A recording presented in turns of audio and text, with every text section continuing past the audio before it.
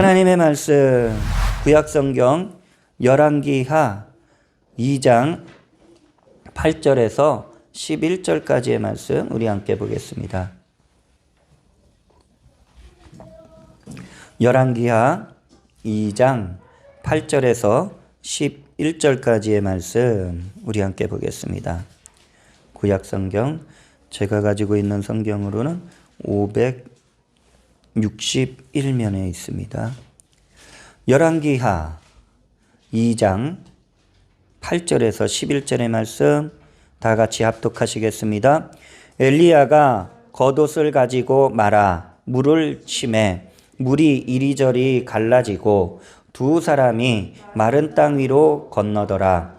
건너매 엘리야가 엘리사에게 이르되 나를 내게서 데려감을 당하기 전에 내가 내게 어떻게 할지를 구하라. 엘리사가 이르되 당신의 성령이 하시는 역사가 갑절이나 내게 있게 하소서 하는지라. 이르되 네가 어려운 일을 구하는도다. 그러나 나를 내게서 데려가시는 것을 네가 보면 그 일이 내게 이루어지려니와 그렇지 아니하면 이루어지지 아니하리라 하고 두 사람이 길을 가며 말하더니 불수레와 불말들이 두 사람을 갈라놓고 엘리야가 회오리 바람으로 하늘로 올라가더라. 아멘. 할렐루야. 오늘 이곳에 주의 거룩하신 성령께서 우리와 함께하고 있음을 믿음으로 선포합니다. 또한 또 가정에서 예배하는 우리 주의 백성들 그 처소 위에도 하나님의 성령께서 동일하게 넘치도록 은혜를 베풀어 주실 줄 믿습니다. 오늘 저는 열왕기하 2장 8절에서 11절의 말씀을 중심으로 지난주에 이어서 이 시대에 필요한 것은 무엇인가 두 번째 시간을 갖고자 합니다. 자, 우리 시대에 참 영적으로 필요한 일들이 많이 있습니다. 지난 시간에 우리는 소망이 필요하다라고 했습니다. 또 격려가 필요하다 그랬고요. 또 좋은 영적인 습관, 그것을 계속해서 세워나가야 한다라고 그랬습니다. 이 좋은 영적인 습관은 어떤 상황 속에서도 기쁨을 잃지 않는 것이고 어떤 문제 앞에서도 그 문제를 축복으로 바꿀 수 있는 기도의 그 좋은 습관을 세워나가는 것이고 나의 상황, 나의 처지 그런 여러 가지 삶의 모습에서도 감사함을 잊지 않는 그러한 우리들이 되고자 함께 말씀을 나눴습니다. 그런데 꼭 이것만 있어야 되는 것이 아닌 영적인 이 필요가 너무 많죠. 너무 많지만 우리는 함께 또한 기도하고 함께하는 은혜가 넘쳐나게 될 줄로 믿습니다. 우리 하은이가 다리가 다 났다고 직접 이제 나한테 보여주고 있어요. 네. 자, 우리 삶에 필요로 하는 것이 잘 채워져야지 우리는 삶의 만족과 기쁨이 넘쳐나게 되는 줄 믿습니다. 우리는 계속해서 이 시대에 필요한 것 무엇이 있을까 계속 말씀을 연결해 나갑니다. 우리 그리스도인에게 필요한 것은 첫째로 또한 거룩함이 필요합니다. 우리가 본문 말씀 우리가 열왕기하 말씀을 읽었을 때 딱 우리에게 딱 전해지는 것은 엘리사가 성령의 능력을 아주 갑절로 구한 그 모습을 우리가 생각하고서 이 말씀을 풀어 나가고자 합니다. 성령의 능력을 받는 데 있어서 우리가 갖추어야 될 모습 그 중간에 두 가지가 이렇게 좀 있어요. 그래서 먼저 그것이 무엇이냐? 거룩함이 필요하다라는 것이에요. 레위기 19장 2절을 보게 되면은 너는 이스라엘 자손의 온 회중에게 말하여 이르라 너희는 거룩하라 이는 나 야훼 너희 하나님이 거룩함이니라 라고 말씀하고 있어요. 자, 여러분들 이 거룩함은 우리가 좀 쉽게 생각하려면은 하나님께 어떤 물건이나 또 어떤 사람 이 사람들이 구별돼서 딱 세워지는 거예요. 세상에서 구별되고 죄에서 구별되고 더러움에서 구별되는 거예요. 그래서 다른 표현으로는 구별되다, 분리되다, 깨끗하다라는 이러한 뜻이 거룩이라는 뜻의 이렇게 들어 있습니다. 그러면은 오늘 여기 우리가 레위기 19장 2절에 하나님이 자신의 성품 가운데 어떤 하나님이다라고 말씀하셨어요? 나 야훼 너희 하나님이 거룩함임이라라고 말씀하고 있다라는 것입니다. 하나님께서는 먼저 거룩하신 하나님인데 죄에서는 완전하게 구별되신 하나님이심을 우리에게 말씀하고 있습니다. 그래서 우리가 구약 성경을 읽다 보면은 하나님께서 여러 가지 이제 일들을 지시하시죠. 보게 되면은 구약 시대에 최초로 성막이 세워졌죠. 하나님께서 모세에게 지시해서 성막이라는 이런 임시 하나님을 예배할 처소를 딱 만들 수 있도록 해 주셨어요. 그리고 이제 다윗을 통해서 솔로몬이 대를 이어서 이제 성막이 발전돼서 이제 한 지역에서 고정적으로 성전이 이제 세워지게 되는 것을 보게 됩니다. 자, 이 성막이든 성전이든 다 하나님 앞에 구별된 거예요. 그래서 하나님께서 다 거룩하게 만드셨다라는 것이에요. 그런데 이 성막에서 성전에서 하나님 앞에 무엇이 드려졌어요? 제사가 드려졌죠. 제사를 드릴 때 꼭 희생 제물을 잡든지 아니면 이렇게 아름다운 곡식을 준비해서 불로 태우든지 여러 가지 하나님 앞에 제사를 드렸어요. 그래서 이 드려지는 제사에 쓰여지는 제물도 하나님께서 거룩하게 구별해 주셨다라는 것입니다. 출애굽기 30장 29절에 보면 그것들은 지극히 거룩한 것으로 구별하라. 하나님 앞에 드려지는 것인 거룩함으로 구별해서 드려지게 된다를. 이것에 접촉하는 것은 모두 거룩하리라라고 말씀하고 있습니다. 그래서 하나님 앞에 드려지는 것이 여러분들 그냥 대충 쓰다가 하나님 이거 쓰세요. 이게 아니에요. 하나님 앞에 정성을 다해 그리고 마음을 다해 뜻을 다해 주님께 다 이런 제사를 드릴 때도 기쁨으로 드리는 것을 우리는 볼 수가 있는 것입니다. 하나님을 섬기는 그런 제사장들이나 성전에서 성막에서 봉사했었던 레위인들도 하나님께서 거룩하게 구별시켜서 하나님의 일들을 감당할 수 있도록 인도해 주신 것을 우리는 볼 수가 있죠. 그럼 오늘날 성도들 왜 성도라고 칭해요? 거룩하게 구별된 길을 가는 사람들이에요. 거룩하게 구별된 사람들이에요. 세상에서 죄악에서 그 더러움에서 구별되어서 하나님께 세워진 사람들을 성도라고 우리가 칭하는 거예요. 그래서 예수를 믿을 때 우리가 그 상대방을 부르는 호칭이 성도님이라고 이 호칭이 딱 아주 그냥 멋지게 들려지게 되는 거예요. 왜? 이제는 세상에서 구별된 사람이다라는 것을 의미합니다. 고린도 후서 7장 1절에 이제 바울이 이렇게 말을 하고 있죠. 그런즉 사랑하는 자들아, 이제 모든 그리스도인들에게 말할 때 이 약속을 가진 우리는 하나님을 두려워하는 가운데에서 거룩함을 온전히 이루어 우리 육과 영의 온갖 더러운 것에서 자신을 깨끗하게 하자라고 말씀하고 있어요. 그래서 그리스도인들의 삶이란 성별된 삶이에요. 그러니까 거룩하게 구별된 삶으로 우리가 주님 앞에 설 때까지 이 세상에서 살아가는 것이고, 좀 더 다른 신학적인 용어로는 우리의 이 믿음의 삶이 성화의 삶이다라고 말씀하고 있죠. 성화는 거룩한 사람으로 세워져 가는 삶이에요. 자, 그런데 세상이 요즘 어때요? 우리는 거룩하게 살고 싶은데 세상은 그렇지 않아요. 점점 어떻게 보면은 이 육신의 쾌락을 부추기면서 이 거룩함을, 하나님의 거룩함을, 그리스도인이 세워야 될 이 거룩함을 무너뜨리고 있다라는 것입니다. 거룩함의 반대는 죄악이고 죄는 더럽다라고 표현이 됩니다. 그러니까 죄가 가득할수록 사회적인 현상이 어떤 일이 일어나느냐? 사람들이 이 성적인 방종에 빠지게 되고 사회가 그런 성적인 방종에 만연해진다라는 것입니다. 많은 나라들도 이러한 이 성적인 부도덕함과 방종에 무너지고 있어요. 근데 다른 나라 지금 살펴볼 그것보다는 우리 사회가 지금 이러한 일들을 계속해서 하나님의 말씀의 법과는 반대되는 일들을 진행하고 있다라는 것이에요.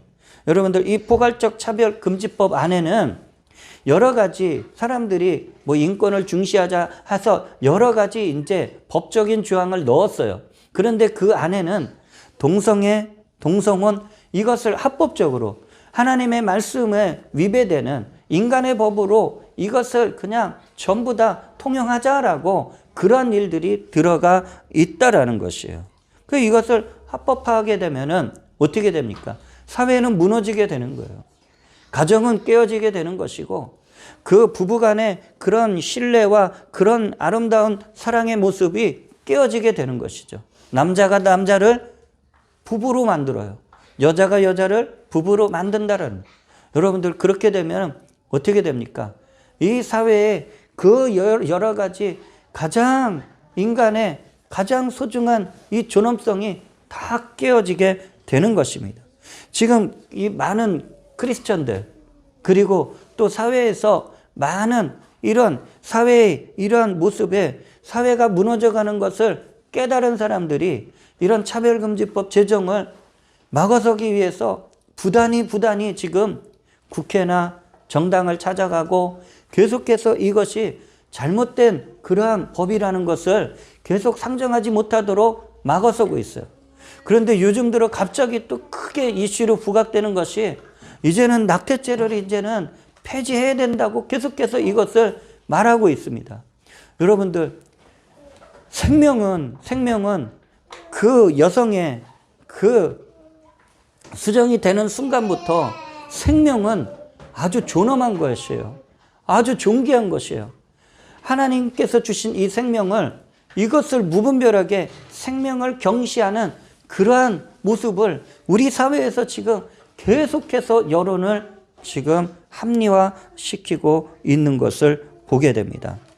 사회의 거룩성이 무너지면은 이런 이 무서운 일들에 대한 이 죄의식을 갖지를 못해요.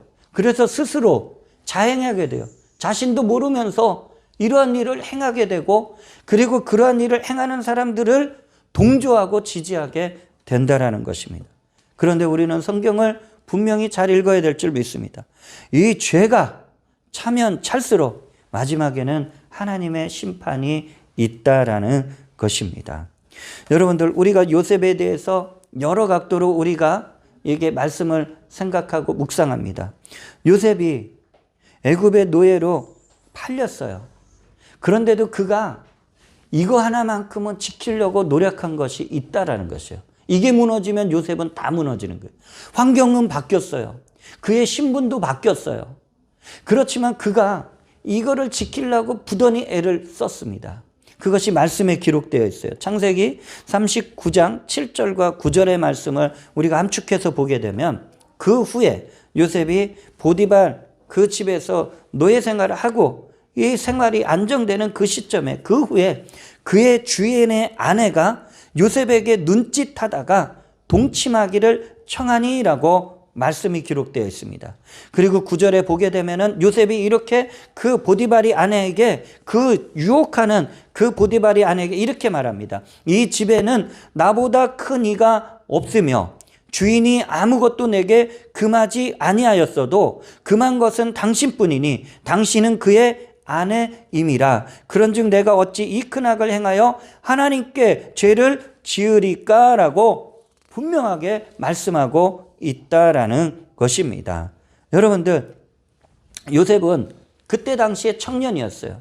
그리고 보디발의 아내는 아주 그 한 남편의 아내의 신분을 가지고 있었어요.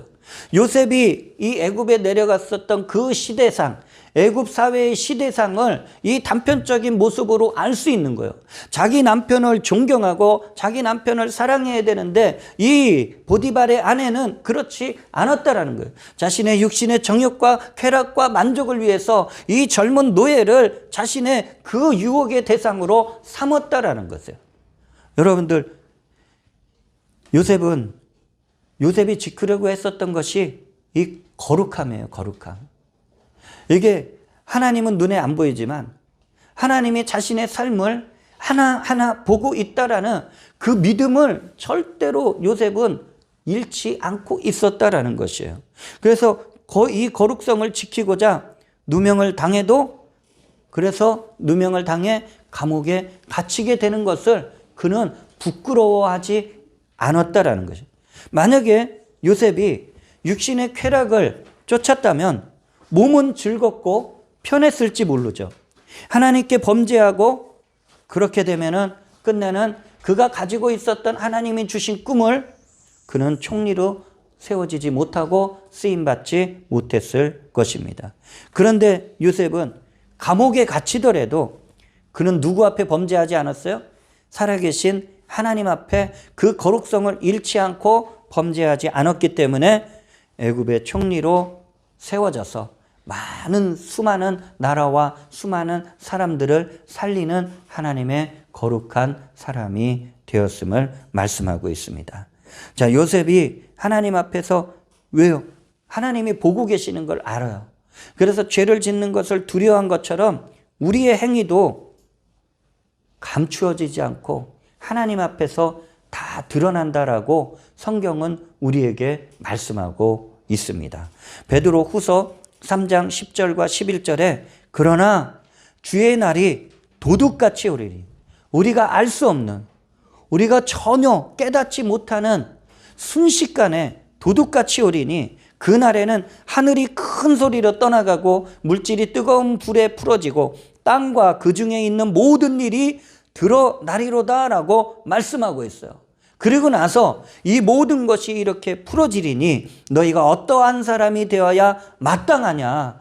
거룩한 행실과 하나님을 두렵고 떨리는 마음으로 섬기는 이 경건함으로 세워져 있어야 할 것을 베드로는 분명하게 우리에게 말씀하고 있는 줄 믿습니다.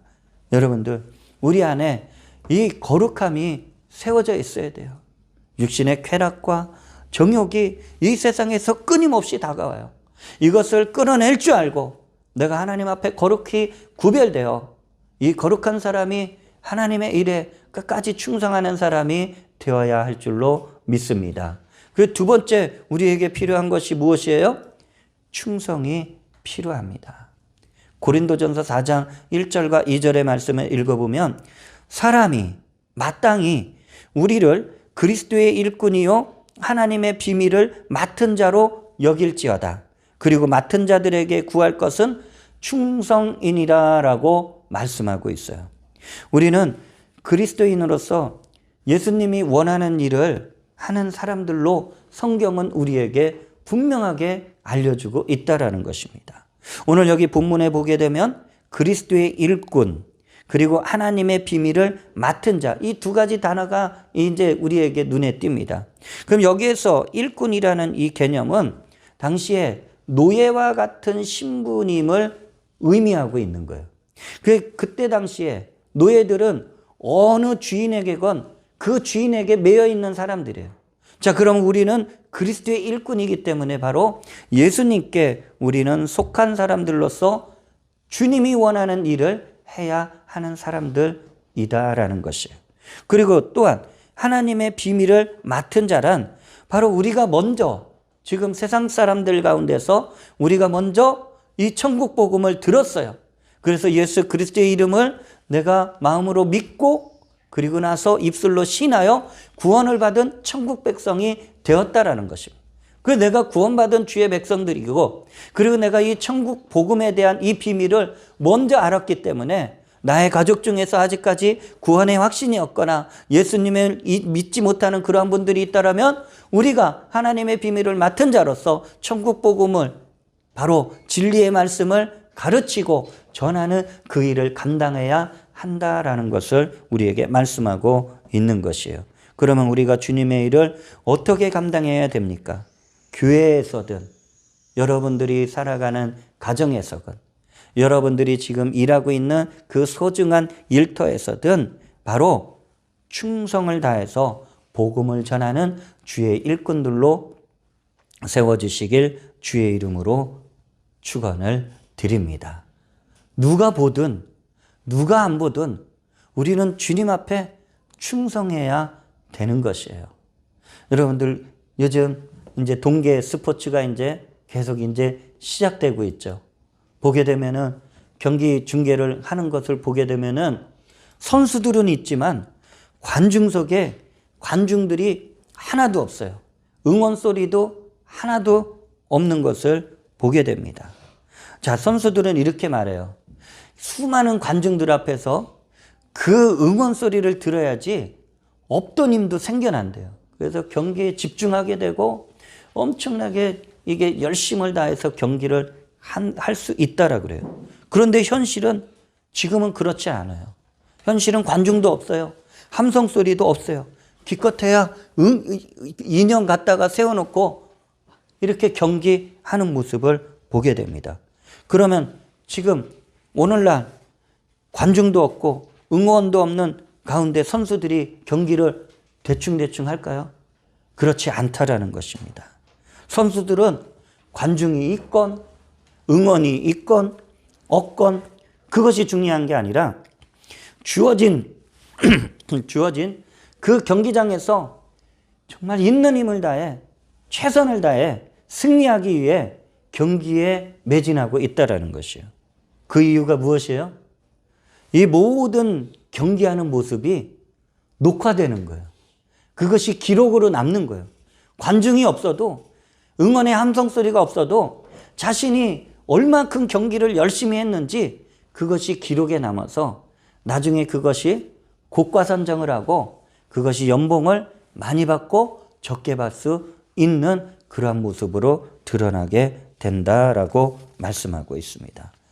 우리들도 주님 앞에 충성하는 이러한 모습을 갖추어야 될 줄로 믿습니다. 우리가 잘 알잖아요. 마태복음 25장 하면 달란트의 비유가 나오죠.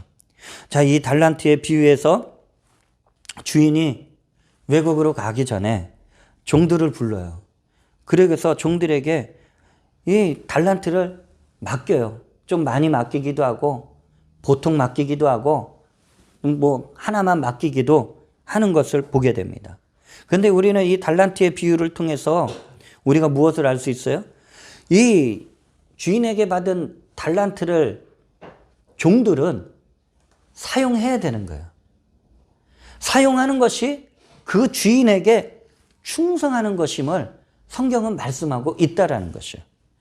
그런데 이 받은 달란트를 아예 사용하지 않으면 그 종은 처음부터 충성하는 종이 아닌 불충성하는 그러한 종이 된다라는 것을 우리에게 보여주고 있다라는 것입니다. 한 부부의 간증이 있어요. 미국에 이민을 가서 20대에 예수님을 영접했어요. 하지만 자신의 삶에 아주 열심히 살았어요. 예수님을 영접했지만 자신의 삶의 계획과 그 목표를 위해서 열심히 살았어요. 그래서 캘리포니아 주립대학교 교수로 부부가 같이 재직하게 되었어요. 그 참 미국 사회에 성공하기 힘든다는 참 사회적인 편견이 참 많은 그 미국 사회에서 나름대로 이 성공한 인생을 살게 되었다라는 것입니다. 그 남편의 목표는 이제 얼마 안 있으면은 이 캘리포니아 주립대학의 이제 총장이 되는 그런 이제 딱 이제 번호표를 받아놓은 것처럼 이제 가까워졌어요. 그 목표가 이루어질 그런 시기까지 왔습니다. 그런데 1989년도에 한국에 이제 세미나를 참석했다가 이제 출국을 앞두고 하루 전에 이제 교회에 가서 예배를 드리는데 그때 이 음성이 들리는 거예요. 너 뭐 하다 왔니? 라는 그러한 음성을 듣게 돼요. 나중에 이제 선교사님이 되었지만 주님이 예배 가운데 너 뭐 하다 왔니? 그 말에 뭔가 말을 하고 싶었대요. 뭐 열심히 살았다. 나 교수로서 열심히 이렇게 쓰기까지 엄청 노력했습니다. 근데 그 말이 안 나오더라는 거예요. 그래서 그 말에 대한 답변을 주님께 하지 못하고 다시 미국으로 귀국해가지고 골방에 들어가서 주님께 어떻게 말을 할까? 주님이 분명히 나한테 물었는데 너 세상에서 뭐 하다 왔니? 그 음성에 대한 답을 해야 되는데 그래서 골방에 들어가서 참 기도를 했대요. 그런데 마음 가운데 이러한 은혜가 부어지더래요. 이제부터는 내가 복음을 전파하는 그런 제사장과 같은 그러한 믿음의 삶을 살아야 되겠다. 그래서 주님 앞에 주님이 이제 나의 모든 삶을 이제 복음을 전하는 예수님의 사랑을 전하는 그러한 삶이 되겠습니다. 라고 이제 그렇게 고백하고 나서 열심히 미국에서 교수로 활동하고 생활하면서 틈날 때마다 미국 사회에서 복음을 전하고 이렇게 계속 주님의 사랑을 전하다가 2006년도에는 주님이 한국에 가서 교회를 개척할 마음을 주셔서 한국에 와서 교회를 개척했대요. 무려 한 30년 동안의 그러한 엄청난 시간이 남편이 이제 얼마 안 있으면은 그 미국의 한 대학의 이 총장이 될 것인데 그리고 남부럽지 않게 살 것인데 이 모든 것을 다 내려놓고 그리고 이제 주님께 순종하여 한국에 와서 조그맣게 교회를 개척하고 제자들을 세워나가며 2009년이 되니까 주님께서 이제는 네가 세계를 향해서 부부가 세계를 향해서 사람들이 가지 않는 그 가난한 곳, 힘든 곳, 그 오지에 그곳에 복음을 전하는 사람이 되라 해가지고 선교사로 이제 나가게 됩니다. 그의 남편 황희철 목사님은 이 선교사역을 끝까지 감당하는데 몸이 쇠약해졌어요. 근데 그 모든 치료를 거부하고 마지막까지 복음을 전하는 선교에 그 일을 하다가 주님의 부름을 받아 먼저 천국에 가요. 그리고 이 아내 되는 이은상 선교사님은 이제 중국 유학생들이 많은 나라에 유학을 가잖아요. 우리나라에도 많이 오지만 각 나라마다 찾아가면서 이 중국인 유학생들에게 복음을 전하는 거예요. 예수 이름을 전파하고 그들을 제자 삼아 전 세계에서 이 중국인 유학생들이 그리스도의 일꾼으로 세워지는 그 일을 지금도 끝까지 60이 넘은 나이지만 충성되게 지금 주의 일을 하고 있다라고 합니다. 선교사님이 가는 곳이 이렇게 안정된 그런 선교지가 아니에요. 언제 말라리아 걸릴 듯 언제 뭐 그냥 뜨거운 태양빛에 죽을 듯 강도를 만날지 모르는 그런 험난한 오지로 가요. 갈 때마다 마지막이에요. 다시 내가 집으로 돌아올 수 있을까? 돌아올 수 없다라는 그런 것을 항상 느낀다는 거예요. 그래서 자녀들을 부르고 그리고 가르친 제자들을 부르고 그리고 그곳에 가서 복음을 전할 때 그 청중들한테 항상 전하는 말이 있다라는 거예요. 어영부영 믿다 보면 인생에서 주님을 못 만나니 먹고 사는 문제에만 매몰되지 말고 하나님 나라와 그 세계 열방을 바라보며 너희들 믿음으로 살아라 라고 그런 메시지를 전한다고 합니다. 참 이 모습을 이 얘기를 이렇게 들으면서 그래요. 여러분 예수를 믿으면 예수님이 어떤 분인지를 알아야 될 거 아니에요. 그분을 인격적으로 만나야지 왜 나의 모든 것을 다 주님께 맡길 수 있는 그 믿음이 생길까요? 주님을 알 때, 주님을 인격적으로 만날 때 내 삶을 맡길 수가 있는 거예요. 나의 일부분만 맡기는 게 아니고 나는 주님께 다 맡길 수가 있는 그 기쁨, 그 감사를 우리가 주님을 깊이 알아가는 저와 여러분이 되시길 주의 이름으로 축원을 드립니다. 갈라디아서 5장 22절을 보게 되면 23절까지 보면 성령의 9가지 열매가 나오죠. 그 가운데 성령의 열매 가운데 충성의 열매가 들어있어요. 우리가 끝까지 충성을 주님 앞에서 다하시고 그리고 우리가 충성을 다하기 위해서는 하나님의 능력을 구하시길 주의 이름으로 축원을 드립니다. 그래서 마지막에 세 번째로 우리에게 필요한 것은 꿈이 필요한 거예요. 왜 꿈이 필요하냐? 오늘 본문 말씀 가운데 열왕기하 2장 9절을 보면 건너매 이제 강을 건너매 엘리야가 엘리사에게 이르되 나를 내게서 데려감을 당하기 전에 내가 네게 어떻게 할지를 구하라. 엘리사가 이르되 당신의 성령이 하시는 역사가 갑절이나 내게 있게 하소서 하는지라라고 말씀하고 있어요. 여러분들 사람들은 저마다 꿈이 있어요. 뭐 어떤 분들은 개중에는 뭐 꿈이 없어요. 그냥 이대로 사는 겁니다. 하지만 자세히 얘기를 들어보면은 저마다 바라는 꿈들이 사람들마다 다 있다라는 거예요. 나는 이런 사람이 될 거야. 나는 이러한 일을 할 거야. 여러 가지 삶의 꿈이 있어요. 제가 한 광고를 보는데 이 광고가 잊혀지질 않아요. 하다못해 멸치도 꿈이 있다라고 한 광고 카피라이터가 이 광고를 한 거를 보게 됩니다. 멸치의 꿈이라고. 이게 아무리 찾아봐도 인터넷에 광고는 안 나와요. 그래서 제가 이거 좀 미안하지만 내가 찍었어요. 요즘 성능이 좋잖아요. 제 거 좋은 거예요, 아직까지. 이거 찍었어요. 보니까 잊혀지지 않아요. 멸치의 꿈. 내용을 읽어보니까 멸치가 고등어가 되고 싶은 거야. 근데 그래서 물어보는 거예요. 고등어야, 어떻게 하면 너처럼 반짝반짝 등에서 윤이 나고 건강한 몸을 가질 수 있니? 이게 부러운 거예요, 지금. 고등어를 볼 때마다. 그러니까 고등어가 비결은 없어. 하나야. 무조건 잘 먹으면 돼. 그러면 나처럼 돼. 그 멸치가 그 꿈을 갖는 거예요. 잘 먹어야겠네. 물론 제약회사 선전이지만 여러분들, 멸치도 꿈이 있다라는 것을 은연중에 이렇게 좀 표현하는 그 모습에, 아, 그래. 우리 사람들 저마다 꿈이 있다라는 것입니다. 하나님의 백성이 되면, 내가 예수 그리스도를 만나면 하나님의 영광을 나타내는 우리는 거룩한 꿈을 갖게 되는 줄 믿습니다.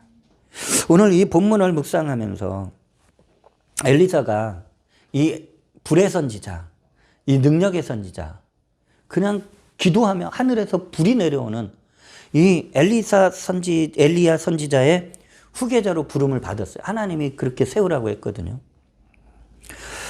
그래서 엘리야 선지자의 그 스승이 이제 스승 엘리야를 이제 계속해서 섬기며 계속 배우고 있었어요.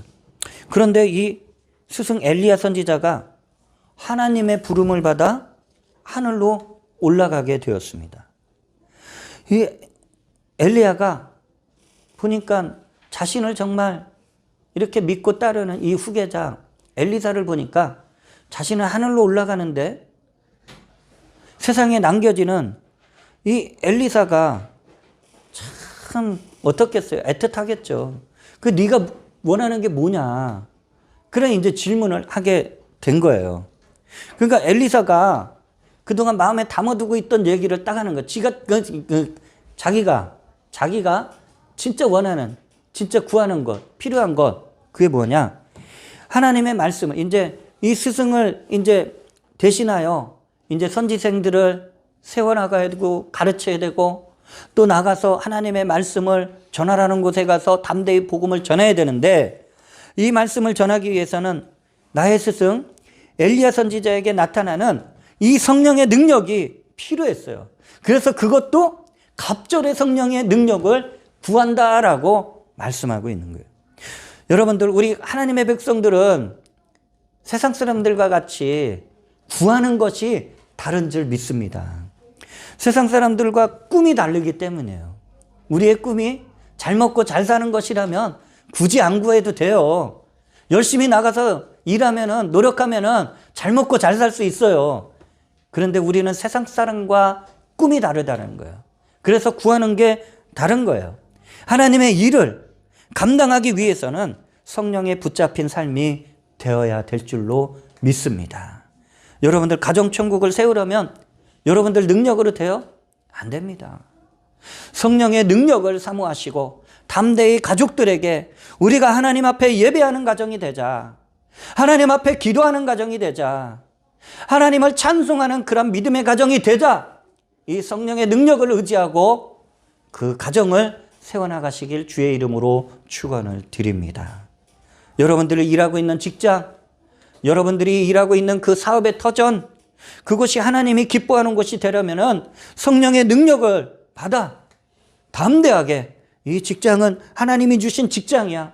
내가 일하고 있는 이 사업의 터전은 하나님이 세워진 사업의 터전이야. 이 성령의 능력으로 세워나가시길 주의 이름으로 축원을 드립니다. 엘리야는 엘리사가 구하는 것을 딱 들었을 때 자기가 줄 수 있는 게 아니에요. 자기가 줄 수 있었다 그러면은 고민하지 않았을 거예요. 그런데 지금 엘리사가 구하는 건 뭐예요? 지금 이거는 자기가 줄 수 없고 하나님만이 주실 수 있는 것을 구하였다라는 것을 알게 되었습니다.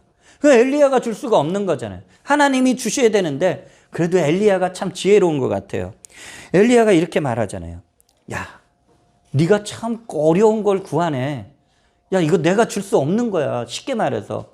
그런데 네가 구하는 것이 응답받으려면은 내가 하늘로 올라가는 것을 보면은 너 네 구하는 것이 이루어질 거야 라고 이렇게 말을 해요. 그 엘리사가 어떻게 해요? 이거 하나님의 부름을 받아 올라가는 스승 엘리야를 봐야 되잖아요. 그래서 더 열심히 엘리야를 따라다니는 거예요. 언제 불려 올라가나. 그거 한 시간도 한순간도 눈에서 떼지 않고 엘리야와 동행하게 됩니다. 드디어 하늘에서 하나님이 보내신 불말과 불수레가 갑자기 불어닥쳐 스승 엘리야를 태우고 하늘로 올라가는 모습을 보게 돼요.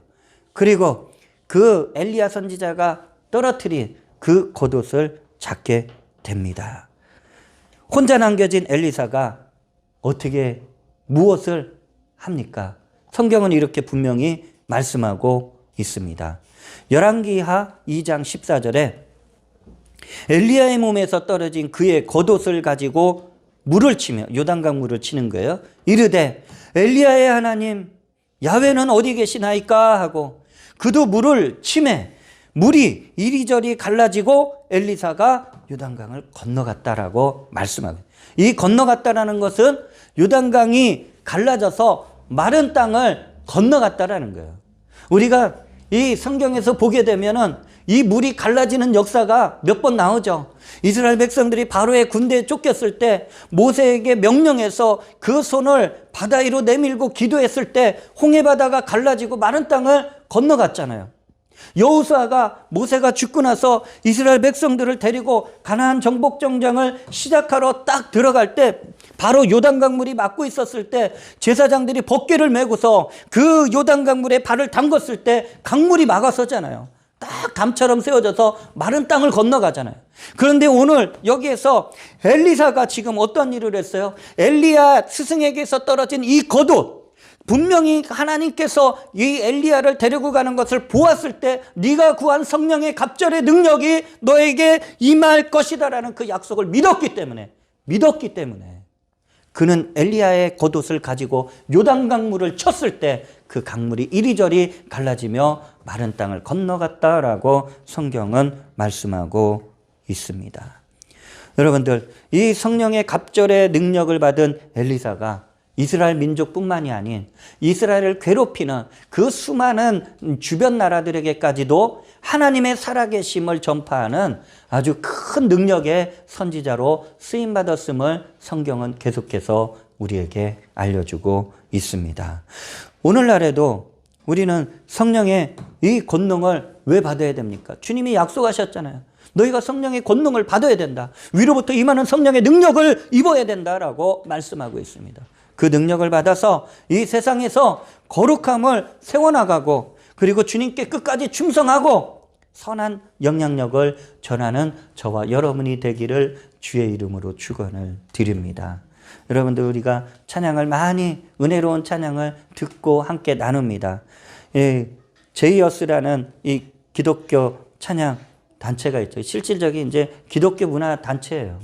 그래서 이들이 찬양할 때 참 은혜로운 찬양, 정말 내 영혼을 정말 막 이렇게 막 터치하는 그런 은혜로운 찬양을 많이 이렇게 많은 분들과 함께 나누고 있는데, 이 제이어스 단체에서 이제 기독교 문화 영역을 세상에 더욱더 세워나가고자 자이온이라는 이 브랜드로 한 집을, 주택을 개조해서 햄버거 카페를 설립을 했어요. 이 강서구, 염창동, 뭐 주소상으로는 뭐 그렇게 나와요. 그런데 이 카페는 다른 카페하고 차별을 두었어요. 하나님의 찬양이 계속해서 흘러나오고 하나님의 말씀이 기록되어 있고 메뉴도 이제 뭐 시온 버거 뭐 이런 거. 이것을 세우게 된 이 단체가 어떤 모습으로 이거를 수제 버거로 이렇게 한다고 그러더라고요. 세상에서 우리 그리스도인들이 참된 휴식 공간이 많이 없어요. 이런 기독교 문화 카페가 우리가 정말 찾아봐야지만 이렇게 있는 것을 알 수 있어요. 그냥 흔하게 찾을 수는 없어요. 그 세상에서 우리 그리스도인들이 직장에서 일하고 음식을 먹고 좀 휴식을 취할 수 있는 공간이 그렇게 많지는 않아요. 가면은 이게 음식 문화도 다르고 막 이렇게 막 음료도 막 다르잖아요. 그러니까 참된 휴식을 취하는 것이 참 어렵구나. 그래서 이들이 이런 이제 브랜드를 하나 내걸고서 이런 카페를 세워서 음식도 먹고 또 그 공간에서 휴식도 취하고 그러면서 다시 휴식이 끝나면 일터에서 열심히 성실히 일할 수 있는 이런 기독교 문화적인 영역을 더 이렇게 세워나가자, 넓혀나가자 해서 이런 공간을 이렇게 만들게 되었다라고 말씀하고 있습니다. 우리가 하나님께 영광을 돌리기 위한 그런 꿈을 가져야 될 줄로 믿습니다. 그래서 이 꿈이 이루기 위해서는 우리가 내 힘으로가 아닌 성령의 능력으로 나를 일으켜 세워주시고 세상에서 선한 영향력을 전하며 나아갈 수 있는 그러한 은혜를 사모하며 구하시길 바랍니다. 구하는 자들에게 그러면 어떻게 돼요? 주신다고 분명히 말씀하고 있어요. 로마서 8장 32절에 자기 아들을 아끼지 아니하시고 우리 모든 사람을 위하여 내주신 이가 어찌 그 아들과 함께 모든 것을 우리에게 주시지 아니하겠느냐라고 말씀하고 있어요. 우리가 선한 것을 하나님이 약속하신 것을 구할 때 주님께서는 주신다라고 말씀하고 있습니다.